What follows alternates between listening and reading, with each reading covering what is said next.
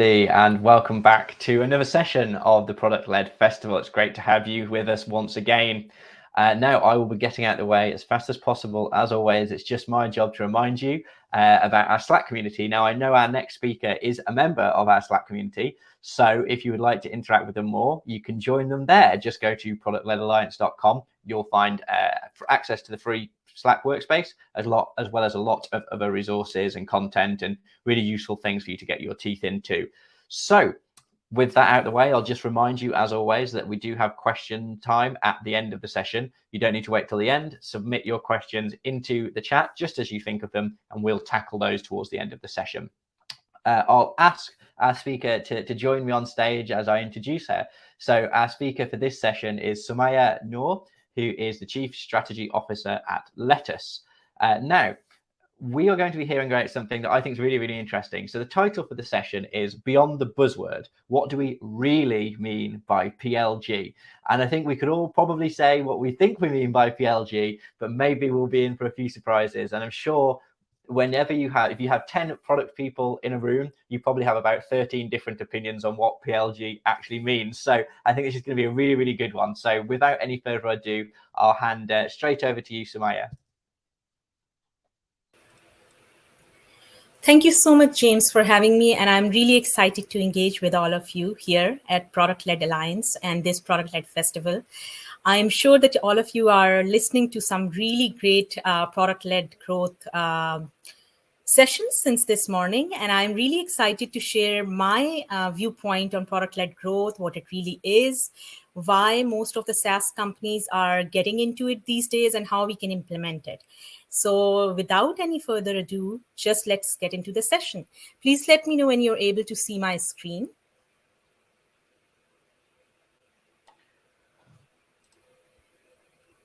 We can see that all good now.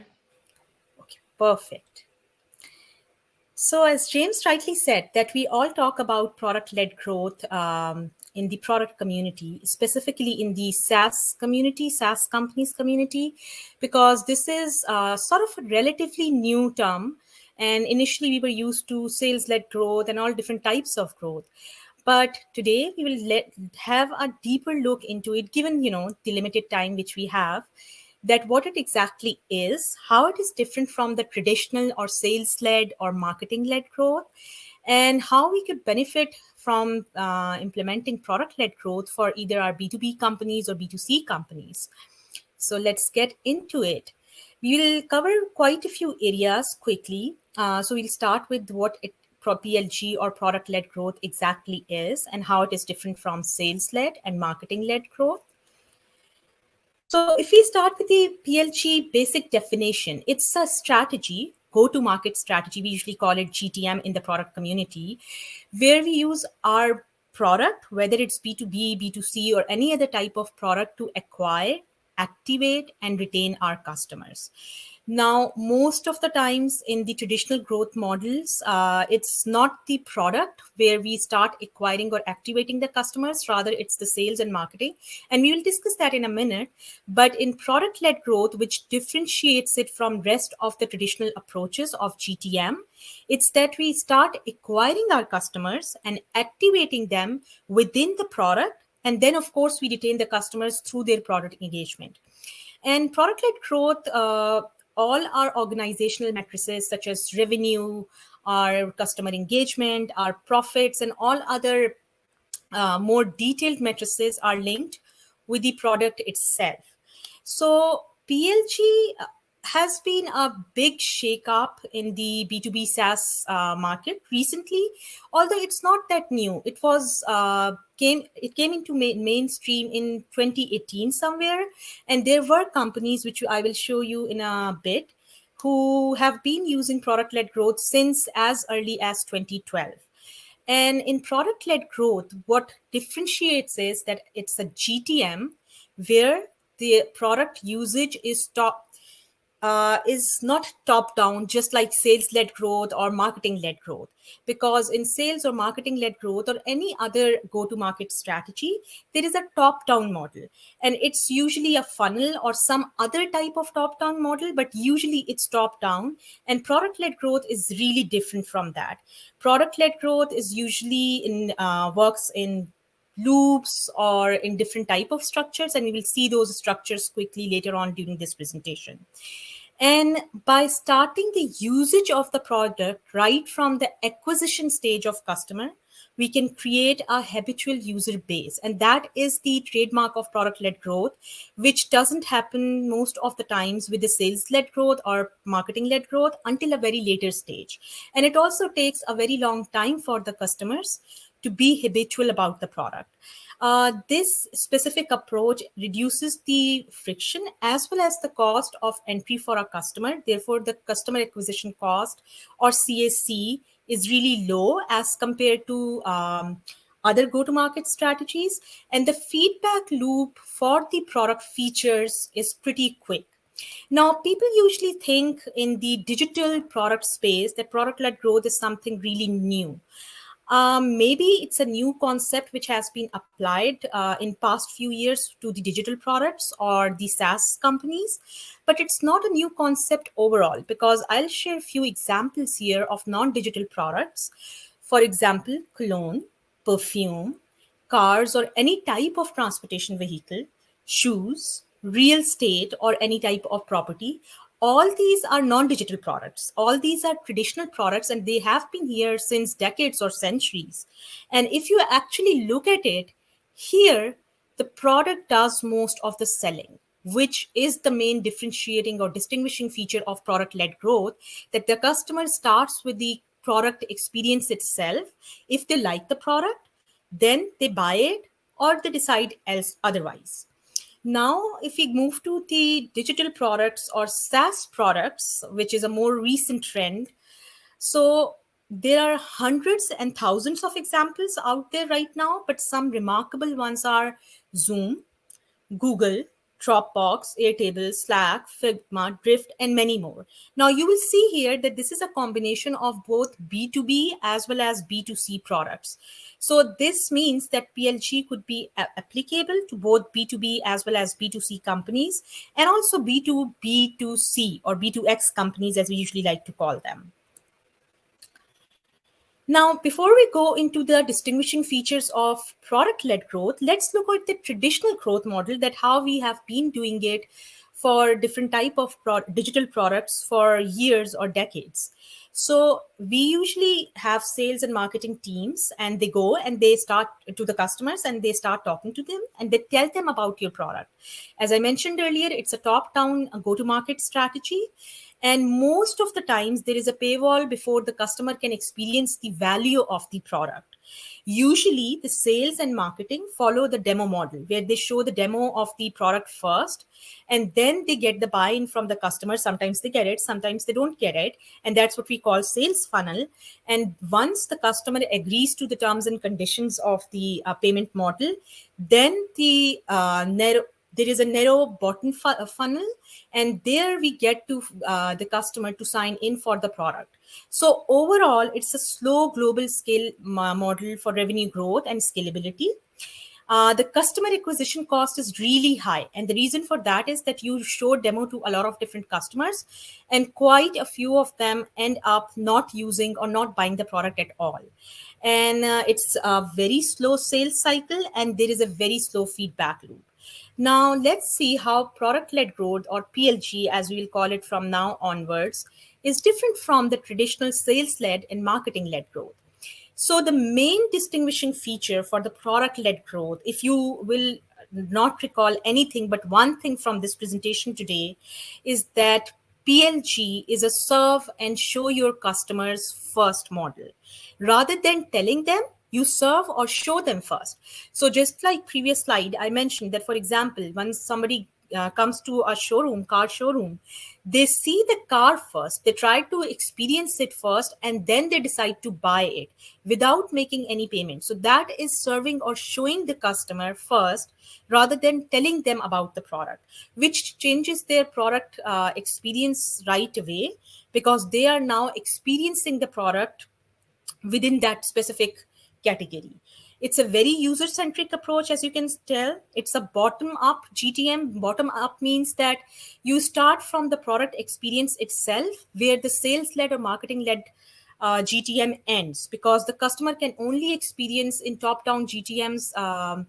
The customer can only experience the product in top down GTMs after the entire process, while in PLG they can do it upfront, and that too without a paywall. So they can have the value without investing any money upfront.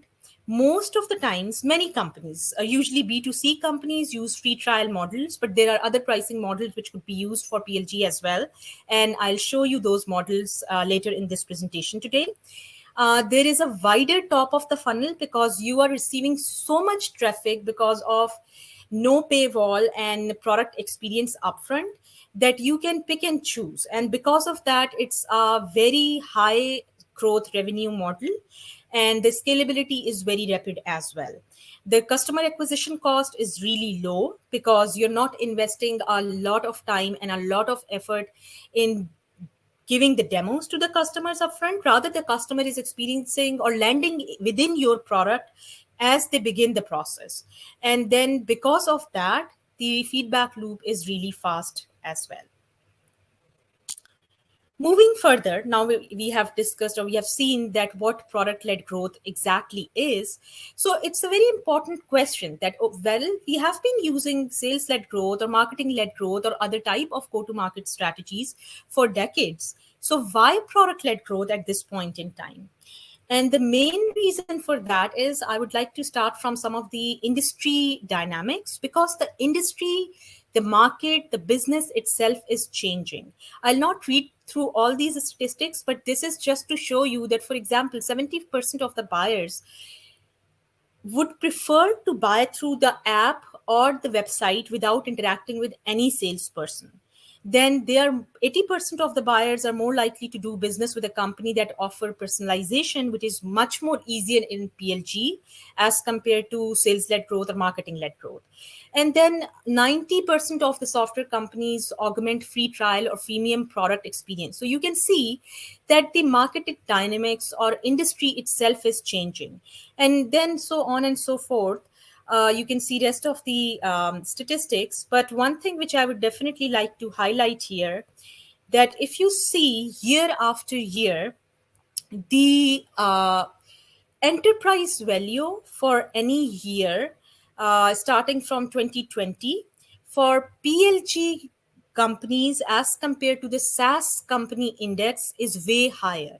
And then the second thing which I would like to highlight here in this graph, that product-led companies are trading at 2 times higher revenue multiples as compared to their pre-COVID situation, which shows us a general trend in the industry or market all over the globe, that most of the SaaS companies, both B2B as well as B2C, are now moving towards PLG, because as we discussed earlier, that it's first of all highly scalable, and it enables the company to have a rapid revenue growth as well.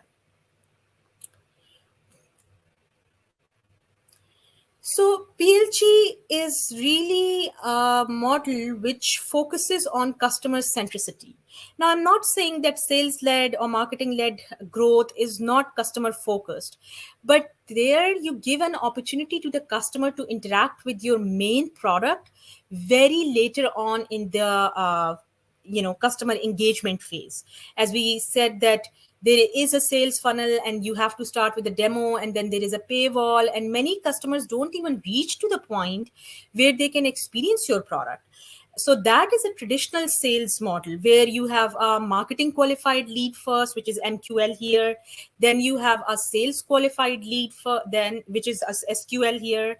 And then finally, after qualifying those leads through multiple teams and phases, the customer finally lands into the product and they start the product usage only after they've made the payment, which many customers, as we will see later on, decide not to do in many product cases, especially in complex B2B products.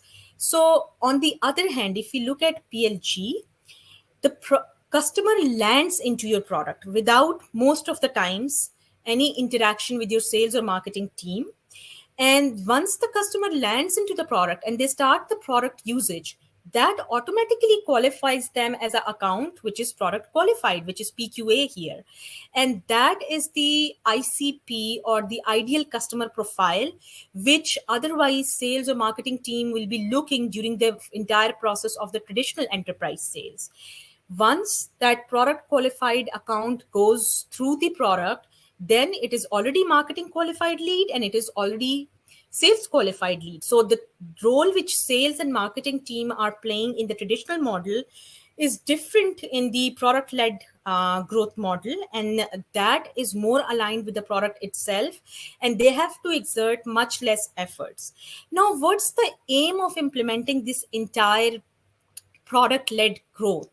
And the reason which we would like to implement it, one of the many reasons, of course, is customer centricity, letting them start the product up front.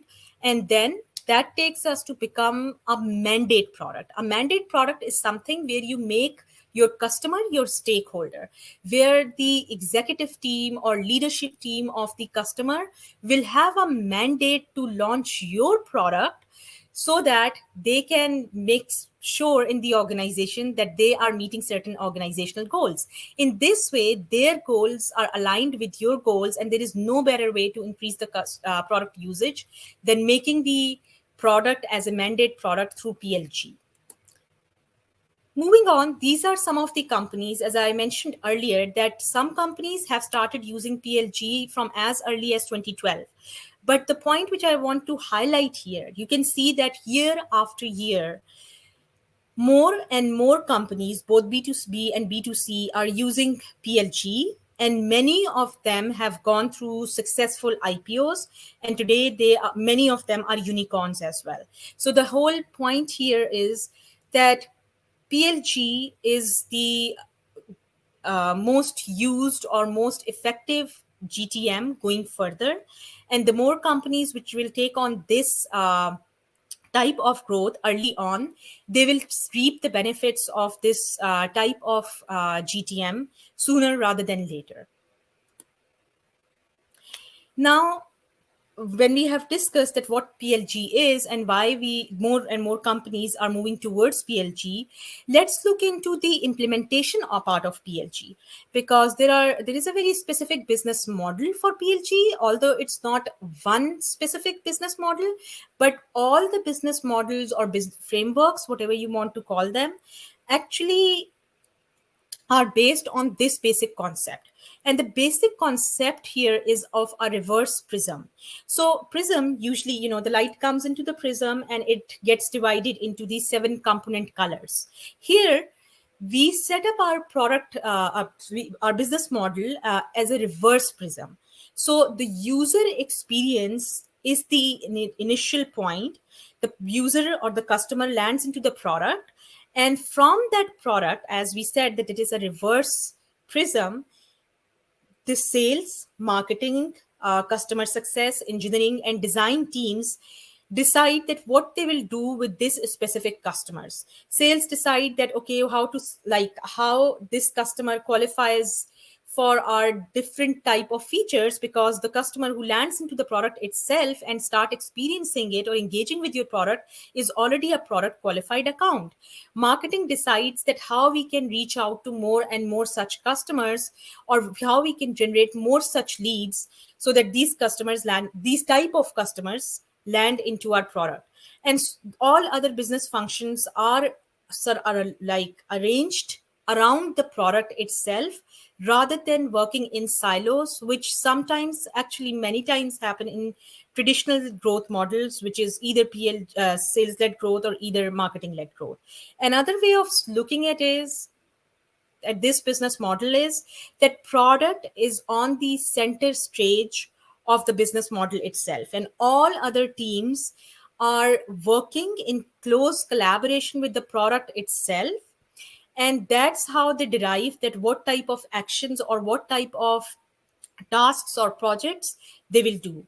Now, looking that product is the center stage in this business model, some people actually, when I talk to product leaders across the globe, many of them have this general misconception that product led growth is a PM or product manager central growth, which is not true, because product led growth does not mean PM led growth. Rather, it's giving the center stage to your product, but the product itself is a combination, is created by the engineering team, it's supported by the customer support team, design team is involved in the design, but it's just that putting your product at the center stage, not the product management function in at the center stage. So that's some very important point to keep in mind while implementing this business model. So this is a generic way of looking at the business model, but now let's dive into certain frameworks or models, whatever you want to call them, which are usually used for PLG. So the first one and the most used one is a growth loops model or a flywheel model. This was initially introduced by HubSpot in 2018, and that was the first time when they dished their sales and marketing funnels all together, because funnels usually create strategic as well as functional silos. And for the product, for maximizing the product experience, it's really important that we think of the product, channels, and utilization of the product all together. And that's what this flywheel model or growth loops achieve as compared to a traditional funnel model where it's like a strategic as well as a functional silos. So as you can see that there are beginners, the customers who land into your product, and then they become regulars, and then they become champions of your product, and they start spreading the positive word of mouth, and then finally they become evaluators of your product, and they convince through word of mouth or through their other connections other people to start using your product as well. And this loop goes on, and the entire focus of this loop is product experience itself, because the customer lands into the product itself. And with that, you can see that marketing and sale funnels are almost dead for the fast-paced or fast-growing B2C and B2B SaaS companies. Because if you will look at any fast-growing B2C or B2B SaaS company, there is a high probability that they would be using something like growth loops or flywheel model. So this is the most used framework in PLG. But then there are some others as well. And let's have a quick look at those. So this is the hook model. And in hook model, there are 4 different stages, but they are overlapping, as you can see from this diagram itself. The stimulus or the prompt or the trigger starts when the customers have a need or an emotion or a problem which they want to solve.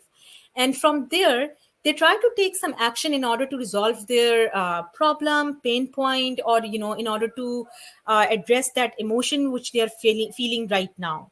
And for example, take an example of a worker who's working in the office, and they want to have more organized work notes rather than using a diary where they cannot keep track of all the tasks or to-do lists.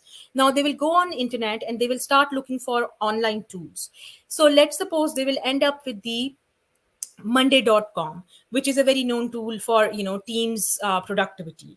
Now they will take an action and they will start using the monday.com free version. As soon as they will start using the free version of monday.com, they will get a reward. And what is the reward? They had a pain point, and that pain point has been solved, and that is the reward of the print for that customer specifically. And that exactly is what we call the hook here, which means that now the customer is hooked on your product.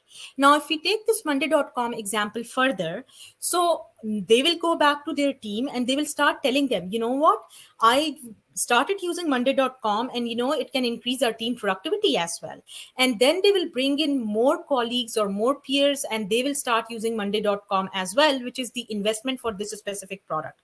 Now the investment could be different for different types of products. It could be going on to Google or Tripwire and leaving positive reviews for your product, so that more and more people can see those positive reviews and can start using your product. But the entire concept here is that you let the customer trigger lead to a certain action, and then you land them in your product where you get them hooked by providing the best customer experience and being customer centric. And that's how you invest in your long term retention and usage of the product. With that, we will quickly move to the next model. This is the folk behavioral model. It's more or less, it has certain similarities with the last hook model, but here the main theme is that there are three different type of dynamics which are required for any customer to use your product. And that is the trigger or the prompt itself. It could be a customer pain point, it could be a billboard, it could be a emotional pain, and then the capability of the customer to make a certain decision or to use a certain item or take a certain action in order to reduce that pain point, emotion, or whatever they felt initially. And then in addition to that, motivation or the value proposition which they will get out of using your product. So in order for this behavioral this model to work, it's really important that you understand the prompt or triggers of the customer. You design your product accordingly and make sure that there is a ease of use with your product, and then you provide high value proposition through very interactive and intuitive product design, so that they can be motivated to use your product. So in short, this model actually ties together the user onboarding and usually emphasizes on the best practices of user onboarding, user engagement, and product design. And then the last model here is a RISE prioritization model. I would like to make it very clear that RISE prioritization is not a PLG framework. Rather, it's a product feature experimentation or product backlog prioritization framework. So why we are talking about it here in PLG? Well, because in PLG, it's really important to prioritize that which features you will enable first or which features you will offer your customer free of charge or through freemium or some other way, so that they can experience the product first. So prioritization is key for the success of PLG, and some of the companies or product managers use the same RISE prioritization model for PLG as well. And RISE stands for reach, impact, confidence, and effort. So in short, you see that how many, whatever thing you're trying to implement, how many people it will reach or it will affect, it's your customers. Then what would be the impact for the customer, like what type of pain points it would be able to solve, or what type of problems it would be able to solve for the customer. And then the confidence level, usually the confidence level is between 50% to 100%, and you can assign a number to it in order to calculate the RISE score in the end. But if some feature has or some product evaluation has a confidence level of less than 50, that means that you have to reevaluate the entire feature or the entire product implementation itself, because that is not worth looking into it. And then the effort, that how many people would, for example, required in order to implement a certain feature or a certain product, or how many days or months would be required in order to do that. And finally, the RISE score is calculated by multiplying reach into impact into confidence and dividing it by effort. The higher the score is, that means that P feature is required to be more prioritized, or that product itself is required to be more prioritized. And final phase is that PLG is usually implemented with a certain monetization model or pricing models, just like any other go-to-market strategy. And this is the very interesting and most known fact about PLG, because many people think that PLG is only a free trial, which is not true at all. So first of all, there are three different pricing models which could be used for PLG. One is trial or free trial, then other one is freemium, and then the third one is reverse trial. As you can see that in trial, 15% of the customers, they keep on using, 15% of the customers that actually finally convert to the payment, and then it results in the usage of the product. In freemium, 25% of the customers keep on using the freemium model always, but then 5% finally start paying. But both of them are finally getting retained by your product, which increases the usage, which is the main aim of PLG. And reverse trial is the best of both worlds, which are provided by a free trial as well as freemium. And here you can see that you can have 15% of the customers which will finally pay for your product, and 25% of the customers which will continue with the freemium. And then you will let them use some of the paid features during this time period, and then after a certain time period you loop them back to the free trial period, which means that you're not kicking them out of your product at any point in time, thus letting them use the product and making them habitual customers. And at one point in time, they will start paying. And the main aim, as you can see from all these pricing models of PLG, is to increase the usage or retention of the customer. So that's pretty much it. And if there are certain takeaways from the session, then I would again reiterate that PLG is a GTM where product is the main vehicle to acquire, activate, and retain customers, but retention is the key here. In PLG, you serve and show your customers first with a very low, and the customer acquisition cost is very low with a rapid scalability and revenue growth.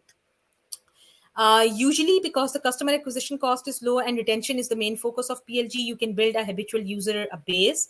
And then finally, because of that habitual user base, your product becomes the mandate product for the leadership or for the executive team of your customer's company. Then growth loops are used for implementing PLG, but then there are other frameworks as well. And once again, I will reiterate that customer retention is the key for PLG. And key PLG can be monetized in very different ways. And but some of the most commonly used ways are free trials, freemiums, and reverse trials. And with that, we will move towards end of the session today. These are high-level overview, and all these topics could be covered in details, but in interest of time, I kept it very short. I hope it was useful for all of you, and now we are open for questions. Thank you. Perfect. Thank you very much, Samaya. I thought it was really, really interesting and great, as you say, great overview. And I'm sure we could go in a deep dive on lots of it. We do have some questions come through, but unfortunately, we are slightly over time already. But what I would say is if you'd like to ask your questions to Samaya, reach out on LinkedIn, and I'm sure she'll be happy to continue the conversation. So I think Peter, Ahmed, Naval, I saw quite a few questions in there. But just make sure to connect if you would like to continue the conversation. All that remains for me to say is thank you once again to Samaya for that great presentation, and I will see you all shortly in the next session. Thank you. Thank you so much for having me here, and I look forward to connecting with all of you. Thank you. Bye.